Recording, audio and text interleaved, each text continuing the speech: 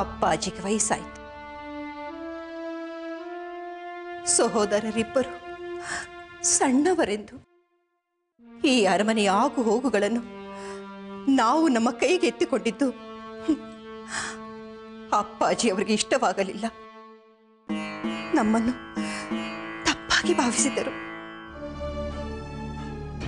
ಮಾಡದ ತಪ್ಪಿಗೆ ನಾವು ಶಿಕ್ಷೆ ಅನುಭವಿಸಿದ್ವಿ. ದೂರದ ಸಂಬಂಧಿ ದೊರೆ ಅಂತಕ ವೆಂಕಟಪ್ಪ ನಾಯಕನ ಆಶ್ರಯದಲ್ಲಿ ನಾವು ಇರಬೇಕಾಗಿ ಬಂತು. ಇರಬೇಕಾಗಿತ್ತು, ಇದ್ದಿರಿ. ಹಳೆಯ ವಿಷಯವನ್ನು ಬಿಡಿ. ತಾವು ಅಧಿಕಾರಕ್ಕೆ ಬರಲು ಆಸೆ ಪಡುತ್ತಿದ್ದೀರಿ ಎಂದು ದೊರೆಗಳ ಮುಂದೆ ಸಂಶಯ ಬರುವಂತೆ ಮಾಡಿದವರು ಬೇರೆ ಯಾರೂ ಅಲ್ಲ, ಧೂರ್ತ ಮಹಾಮಂತ್ರಿ ನರಸಪ್ಪಯ್ಯ.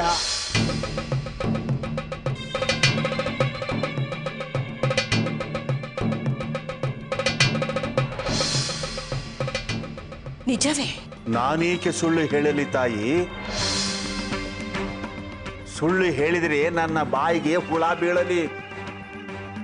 ಈಗಲೂ ಅರಮನೆಯಲ್ಲಿ ನಡೆಯುವುದು ಆತನ ಮಾತೇ. ಹೌದೇ?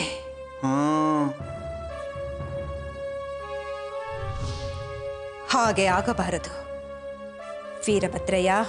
ಹಾಗಾಗಬಾರದು ಎಂದರೆ ಆತ ಮೂಲೆಯಲ್ಲಿ ಕುಳಿತುಕೊಳ್ಳಬೇಕೆಂದರೆ ನೀವು ಮುಂಚೂಣಿಗೆ ಬರಬೇಕು ತಾಯಿ.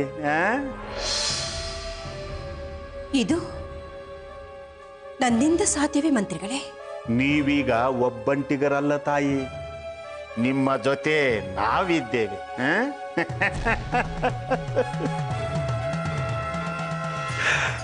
ಜೊತೆಗೆ ನಿಮ್ಮೊಂದಿಗೆ ಈಗ ಬಲವಾದ ಅಸ್ತ್ರ ಬಂದಿದೆ.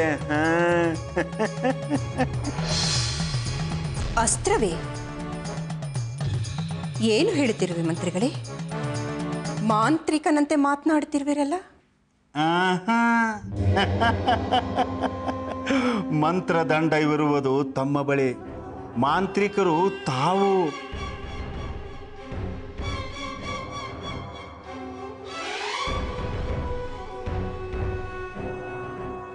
ಅರ್ಥವಾಗಲಿಲ್ಲವೇ?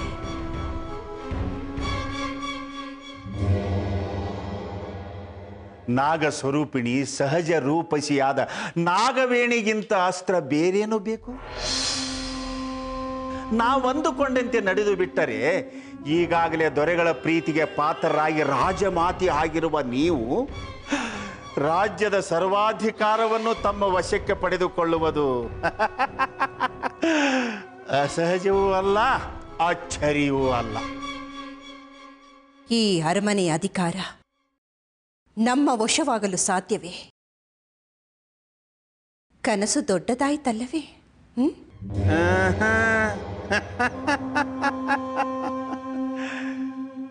ಕಂಡರೆ ದೊಡ್ಡ ಕನಸನ್ನೇ ಕಾಣಬೇಕು ತಾಯಿ,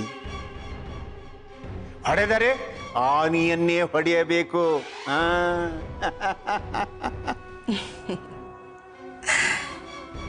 ಸುಮ್ಮನೆ ಆಸೆಯನ್ನು ಹುಟ್ಟಿಸುತ್ತಿದ್ದೀರಿ ನೀವು. ಆಸೆಯಲ್ಲ, ನಮ್ಮ ಕನಸು ತಾಯಿ. ಅರಮನೆಯಲ್ಲಿ ಎಲ್ಲವೂ ಸರಿಯಾಗಿಲ್ಲ, ಅದರ ಲಾಭವನ್ನು ತಾವು ಪಡೆಯಬೇಕು ಅಷ್ಟೇ. ಹಾಗೆನ್ನುತ್ತೀರಾ ಆಸೀನರಾಗಿ? ಖಂಡಿತ ತಾಯಿ. ಇಲ್ಲಿ ಒಬ್ಬರ ಮುಖ ಅತ್ತ, ಇನ್ನೊಬ್ಬರ ಮುಖ ಇತ್ತ, ಒಬ್ಬೊಬ್ಬರದು ಒಂದೊಂದು ತೀರ್ಮಾನ. ನಿಮ್ಮನ್ನು ನಾನು ನಂಬಬಹುದೇ? ನಂಬಿದರೆ ನಂಬಿ, ಬಿಟ್ಟರೆ ಬಿಡಿ. ಆದರೆ ಅರಮನೆಯಲ್ಲಿ ಇರುತ್ತಾ ಹೋದಾಗ ನಿಮಗೆ ಅರ್ಥವಾಗುತ್ತದೆ. ಅದರಲ್ಲೂ ದೊರೆಗಳಿಗೂ ಸಹೋದರ ಸೋಮಶೇಖರ ನಾಯಕರಿಗೂ ಆಡಳಿತದ ತೀರ್ಮಾನದಲ್ಲಿ ಒಮ್ಮತವಿಲ್ಲ. ಅದೇನೇ ಆದರೂ ನಮ್ಮ ಸೋಮು ಚಾಣಾಕ್ಷ. ಇದರಿಂದಾಗಿಯೇ ದೊರೆಗಳು ಎಲ್ಲರ ಕ್ಷಮದಲ್ಲಿ ಹಿನ್ನಡೆ ಅನುಭವಿಸುತ್ತಿದ್ದಾರೆ. ಈ ಕಾರಣಕ್ಕಾಗಿ ಅವರು ಮಾನಸಿಕ ರೋಗಿಯಂತಾಗಿದ್ದಾರೆ. ಇನ್ನು ಮಹಾರಾಣಿ ಪಾಪ ಅಂತಃಪುರದ ಆಚೆ ಯೋಚಿಸೋರೇ ಅಲ್ಲ. ಸದ್ಗ್ರಹಿಣಿ. ಆದರೂ ಸಹೋದರ ಶಿವಲಿಂಗ ನಾಯಕ ಯುವರಾಜ ಪಟ್ಟ ಅಲಂಕರಿಸಬೇಕು, ದೊರೆಯಾಗಬೇಕೆಂಬ ಮಹಾದಾಶೆ ಇದ್ದೇ ಇದೆ.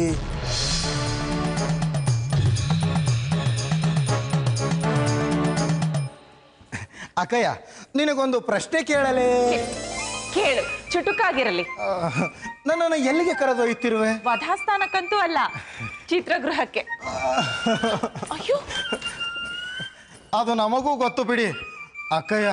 ನಿಮ್ಮ ಮೇಲಿನ ಪ್ರೀತಿಗೆ, ಗೌರವಕ್ಕೆ, ಅಭಿಮಾನಕ್ಕೆ ನಾವು ತಲೆಬಾಗಿ ಈಗ ನಾವು ಅರಮನೆಯಿಂದ ಹೊರಗೆ ಹೋಗುವುದನ್ನೇ ಮರೆತಿದ್ದೇವೆ. ಈಗ ಮತ್ತೆ ಚಿತ್ರಗೃಹಕ್ಕೆ. ಇರಲಿ ಬಾರಯ್ಯ. ಅಕ್ಕಯ್ಯ, ಬಾರಯ್ಯ, ನನ್ನ ಮಾತು ಕೇಳಿ. ಪರವಾಗಿಲ್ಲ, ಬಾ.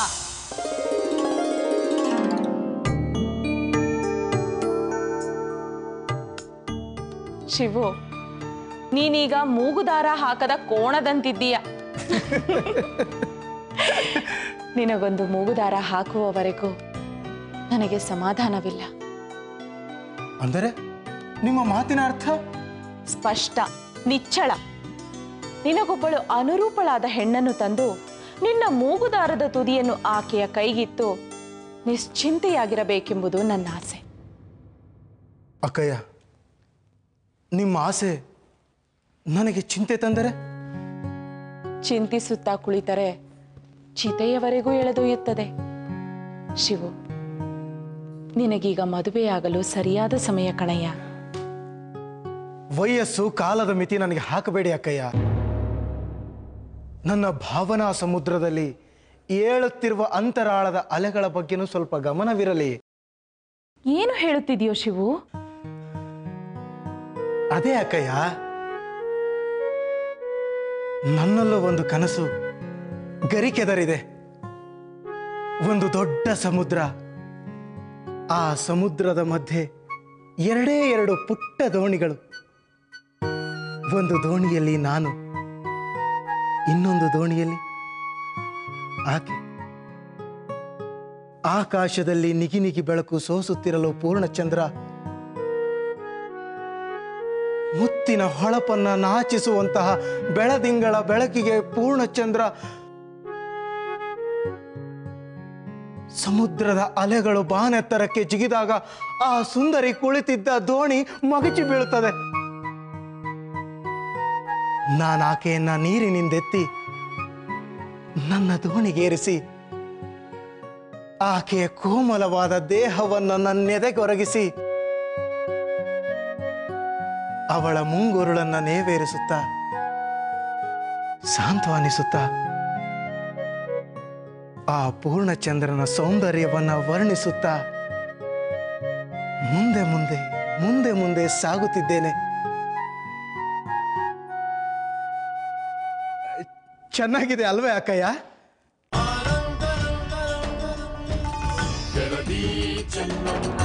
ಹಾ, ಬಹಳ ಚೆನ್ನಾಗಿದೆ. ಈ ನಿನ್ನ ಕನಸೇನಾದರೂ ನನಸಾದರೆ ನಿನ್ನ ಇಡೀ ಜೀವನ ಸಾಗರದಲ್ಲೇ ಕಳೆಯಬೇಕಾಗುತ್ತದೆ. ಅಕ್ಕಯ್ಯ, ಮತ್ತಿನ್ನೇನಯ್ಯ, ಮಹಾರಾಜರು ಪಟ್ಟ ಕಟ್ಟುತ್ತಿದ್ದಾರೆ. ಕಟ್ಟಲೆ ಬಿಡಿ. ಈಗ ಸದ್ಯಕ್ಕೆ ನನ್ನನ್ನ ಬಿಟ್ಟು ಬಿಡಿ. ನನಗೆ ರಾಜಕಾರ್ಯಗಳಿವೆ. ಹೌದೌದು, ನಿನ್ನ ರಾಜಕಾರ್ಯಗಳೆಲ್ಲ ನನಗೆ ಚೆನ್ನಾಗಿ ಗೊತ್ತಿದೆ. ಪಟ್ಟ ಕಟ್ಟುವ ಮೊದಲು ನೀನು ಯಾವುದಾದರೂ ರಾಜಕುಮಾರಿಗೆ ತಾಳಿ ಕಟ್ಟಬೇಕಲ್ಲ. ನನಗೆ ಪಟ್ಟವೇ? ಹಾಗಾದರೆ ಸೋಮಶೇಖರ? ಯಾರು ಮೊದಲು ತಾಳಿ ಕಟ್ಟುತ್ತಾರೋ ಅವರಿಗೆ ಮೊದಲ ಪಟ್ಟ. ಅಕ್ಕಯ್ಯ, ಅಕ್ಕಯ್ಯ, ನಿನ್ನ ದಮ್ಮಯ್ಯ, ಮೊದಲು ಸೋಮಶೇಖರನ್ಗೆ ತಾಳಿ ಕಟ್ಟಿಸು. ಅವನಿಗೂ ಕರೆ ಕಳುಹಿಸಿದ್ದೇನೆ, ಬರುತ್ತಾನವನು. ಮೊದಲು ಇವರಲ್ಲಿ ಯಾರನ್ನಾದರೂ ಆರಿಸಿಕೊ. ಎಲ್ಲರೂ ಸುಲಕ್ಷಣೆಯರೇ. ಅಕ್ಕಯ್ಯ, ಈ ಹಿಂದೆನೂ ತೋರಿಸಿದ್ದೆ ಅಲ್ಲವೇ? ಅಂದು ನನಗೆ ಚಳ್ಳೆ ಹಣ್ಣು ತಿನ್ನಿಸಿ ಇಬ್ಬರು ತಪ್ಪಿಸಿಕೊಂಡಿದ್ದೀರಿ. ಆದರೆ ಇಂದು ನಾನು ಬಿಡಬೇಕಲ್ಲ. ನೋಡು ಶಿವು, ನಿಧಾನವಾಗಿ ನೋಡಿ ನಿನಗೆ ಯಾರಿಷ್ಟವೋ ತಿಳಿಸು. ನಂತರ ಅವರ ಪ್ರಾಂತ್ಯ, ಪಾಂಡಿತ್ಯ, ಕುಲ, ಗೋತ್ರ, ಆರ್ಥಿಕ ಸ್ಥಿತಿಗಳನ್ನು ವಿವರಿಸುತ್ತೇನೆ. ಅಕ್ಕಯ್ಯ, ಇಂತಹ ಜಗದೇಕ ಸುಂದರಿಯರನ್ನ ಈ ಜಗಕ್ಕೆ ಕೊಟ್ಟ ಇವರ ತಂದೆ ತಾಯಿಗಳು ನಿಜಕ್ಕೂ ಧನ್ಯರು. ಅಷ್ಟೇ ಅಲ್ಲ, ಇವರ ಕೈ ಹಿಡಿಯುವವರು ಭಾಗ್ಯಶಾಲಿಗಳೇ. ಹೇಳು ಶಿವು, ಈ ತರುಣಿಯರಲ್ಲಿ ನಿನಗೆ ಯಾರು ಇಷ್ಟವಾದರು? ಓ,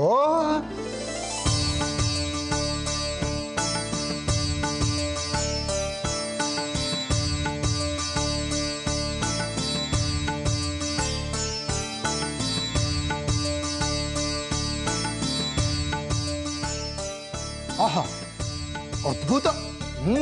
ಓ, ಅಯ್ಯೋ ಅಕ್ಕಯ್ಯ,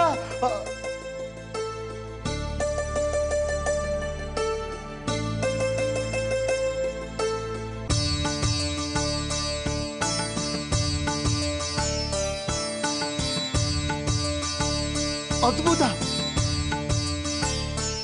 ಅತ್ಯದ್ಭುತ. ಅಕ್ಕಯ್ಯ, ನನಗೆ ಇವರೆಲ್ಲರೂ ಇಷ್ಟವಾದರು. ಶಿವು, ಇಂತಹ ವಿಷಯದಲ್ಲಿ ಹಾಸ್ಯ ತರವಲ್ಲ. ಎಲ್ಲರೂ ಇಷ್ಟವೆಂದರೆ ಹೇಗೋ, ಬೇಗ ಆರಿಸಿಕೋ. ಯುವರಾಜ ಪಟ್ಟ ನಿನ್ನದಾಗಬೇಕೆಂಬ ಅಭಿಲಾಷೆ ನನ್ನದು. ಎಲ್ಲವೂ ನಾವು ಅಂದುಕೊಂಡಂತೆ ಆಗದು ಮಹಾರಾಣಿಯವರೇ. ಈ ರಾಜಕುಮಾರಿಯರಲ್ಲಿ ನಿನಗೆ ಯಾರು ಇಷ್ಟವಾಗದಿದ್ದರೆ ಹೋಗಲಿ ಬಿಡು. ಈ ತರುಣಿಯರಲ್ಲಿ ಸೋಮನ ಹುಡುಗಿ ಯಾರು?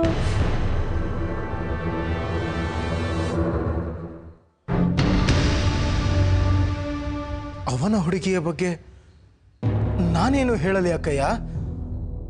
ಇತ್ತೀಚೆಗೆ ನೀನು ಸೋಮು ತಮ್ಮ ಹೆಚ್ಚಿನ ಸಮಯವನ್ನ ಈ ಚಿತ್ರಗೃಹದಲ್ಲಿ ಕಳೆದದ್ದನ್ನ ಕಂಡವರಿದ್ದಾರಯ್ಯ.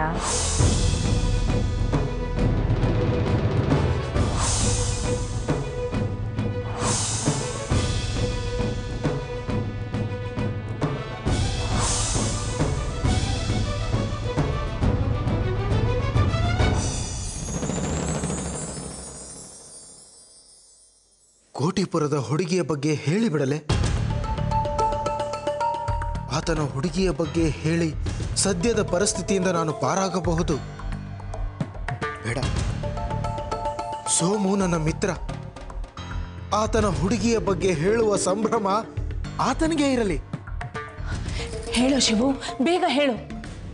ಕ್ಷಮಿಸಿ ಅಕ್ಕಯ್ಯ, ಆತ ಯಾವತ್ತೂ ಅವನ ಹುಡುಗಿಯ ಬಗ್ಗೆ ನನ್ನಲ್ಲಿ ಏನನ್ನೂ ಹೇಳಿಕೊಂಡಿಲ್ಲ.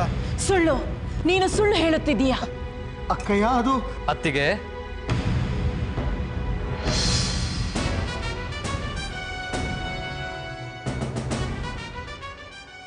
ಕರೆ ಕಳುಹಿಸಿದಿರಂತೆ. ಕರ್ಣಿಕರೊಂದಿಗೆ ಲೆಕ್ಕಪತ್ರ ಪರಿಶೀಲಿಸುತ್ತಿದ್ದೆ, ಆದ್ದರಿಂದ ಬರಲು ತಡವಾಯಿತು. ಅಂತೂ ಬಂದೆಯಲ್ಲ. ಸರಿ, ಇಲ್ಲಿರುವ ರಾಜಕುಮಾರಿಯರಲ್ಲಿ ಯಾರಾದರನ್ನು ಒಬ್ಬರನ್ನು ಒಪ್ಪಿ ನನಗೆ ತಿಳಿಸಿದರೆ ಆದಷ್ಟು ಬೇಗ ತಮ್ಮ ವಿವಾಹವಾಗಲಿದೆ.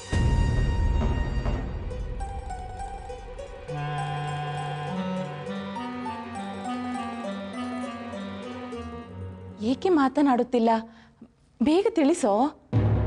ಅದಕ್ಕೆ ಕಲ್ಯಾಣ ಅನ್ನೋದು ಹಾಗೆ ತಕ್ಷಣ ನಿರ್ಧಾರದಿಂದ ಆಗುವುದಲ್ಲ. ಮನಸ್ಸು ಪಕ್ವವಾದ ಮೇಲಷ್ಟೇ ನಿರ್ಧಾರ ತಿಳಿಸಲು ಸಾಧ್ಯ. ಸರಿ, ತಮ್ಮ ಮನಸ್ಸು ಪಕ್ವವಾಗಲು ತಮಗೆ ಎಷ್ಟು ಕಾಲಾವಕಾಶ ಬೇಕೋ? ಅದನ್ನ ನಾನು ಹೇಗೆ ಹೇಳಲಿ ಅದ್ಕೆ? ಅಂದು ಹಾರಿಕೆ ಉತ್ತರ ಕೊಟ್ಟು ಹೋಗಿದ್ದೆ. ಆದರೆ ಇಂದು ಮಹಾರಾಜರು ತಮ್ಮಿಬ್ಬರ ವಿವಾಹ ಮಾಡಿ ತಮ್ಮಿಬ್ಬರಿಗೂ ಯುವರಾಜ ಪಟ್ಟ ಕಟ್ಟಲು ಕಾತರರಾಗಿದ್ದಾರೆ.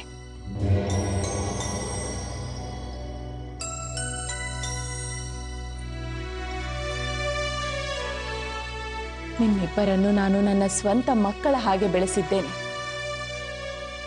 ನನ್ನ ಮಾತಿಗಾದ್ರೂ ಬೆಲೆ ಕೊಡ್ರೋ? ಕೊಡಬೇಕು. ಲಿಂಗಾಜಮ್ಮನ ಮಾತಿಗೆ ಎಲ್ಲರೂ ಬೆಲೆ ಕೊಡಲೇಬೇಕು.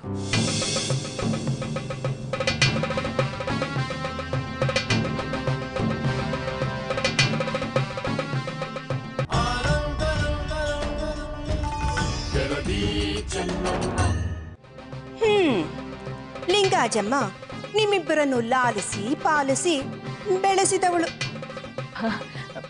ನೋಡಿ ಅತ್ತಿಗೆ, ಇವರಿಬ್ಬರು ನನ್ನನ್ನು ಬಹಳ ಸತಾಯಿಸುತ್ತಿದ್ದಾರೆ. ನೀವಾದರೂ ಹೇಳಿ. ಹಾ, ಅಲ್ವೋ ಸೋಮು, ಅಂಗೈಲಿ ಬೆಣ್ಣೆ ಇಟ್ಕೊಂಡು ಊರೂರಲ್ಲಿದ್ದಿದ್ಯಲ್ಲೋ. ಬೇಗ ಒಂದು ತೀರ್ಮಾನಕ್ಕೆ ಬರಬಾರ್ದೇನು? ಅದು ಹಾಗಲ್ಲ ಅಕ್ಕ. ಅತ್ತಿಗೆಯ ಮೇಲೆ ಗೌರವ ಇಲ್ಲವೆಂದು ನಾವೆಲ್ಲಿ ಹೇಳಿದೆವು? ಅವರ ಮೇಲೆ ಮಾತೃಗೌರವ ಇದ್ದೇ ಇರುತ್ತದೆ. ಆದರೆ ಇದು ಜೀವನ ಪೂರ್ತಿ ನನ್ನ ಜೊತೆಯಲ್ಲೇ ಇರಬೇಕಾದ ಸಂಗಾತಿ ಆಯ್ಕೆಯ ಪ್ರಕ್ರಿಯೆಗೆ ಸಂಬಂಧಪಟ್ಟ ವಿಚಾರ. ಈ ಸಲ ವಿಳಂಬ ಮಾಡಲಾರೆ. ಖಂಡಿತ ನಾನು ಮದುವೆಯಾಗದಿರುವ ಹುಡುಗಿ ಯಾರೆಂದು ತಿಳಿಸುತ್ತೇನೆ.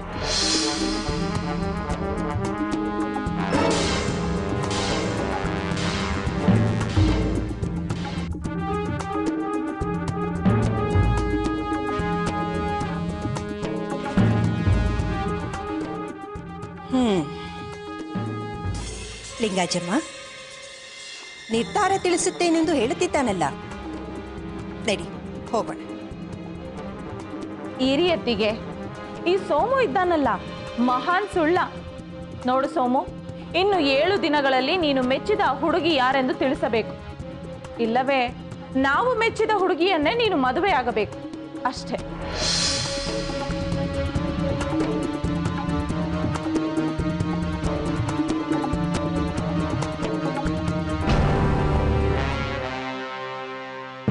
ಅತ್ತಿಗೆ, ಕೆಲ ಸಮಯ ನನ್ನ ಪಾಡಿಗೆ ನನ್ನನ್ನು ಬಿಡಿ. ಆ ವಿಧಿ ನನ್ನ ಹಣೆಯಲ್ಲಿ ಏನು ಬರೆದಿದೆಯೋ ನೋಡೋಣ. ಕಾಲ ನಮಗೆ ಕಾಯೋದಿಲ್ಲ. ಕಾಲಕ್ಕೆ ತಕ್ಕಂತೆ ನಾವು ಹೆಜ್ಜೆ ಹಾಕಬೇಕು.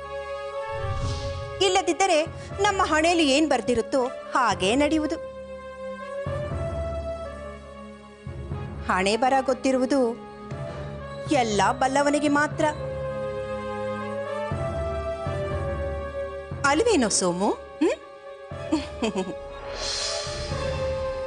ಬಾಲಿಂಗಾಜಮ್ಮ.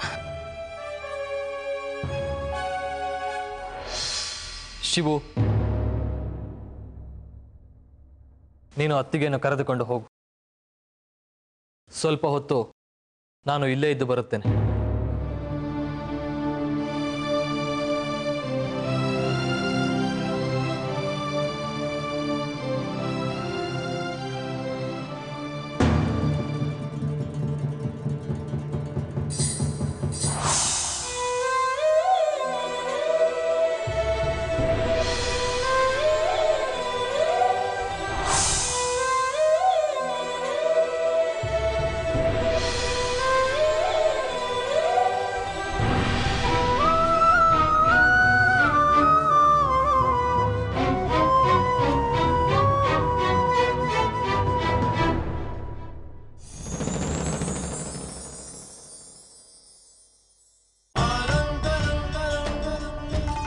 जगदी चन्नम्मा